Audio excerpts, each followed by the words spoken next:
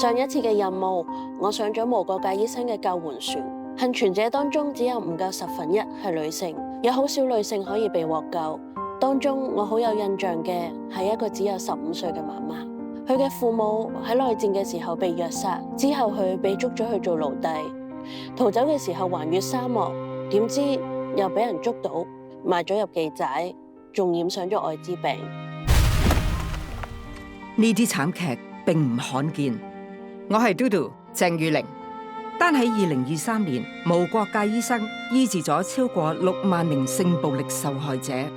當中唔少更加係未成年嘅少女或者女童。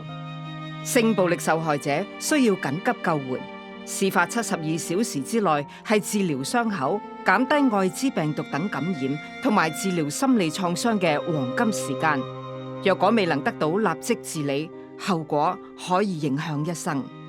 世界上冇任何一組數據可以概括性暴力問題嘅全貌，但你一個選擇可以改變受害者嘅命運。每星期50蚊已經可以提供抗病毒藥物、醫療護理同心理支援。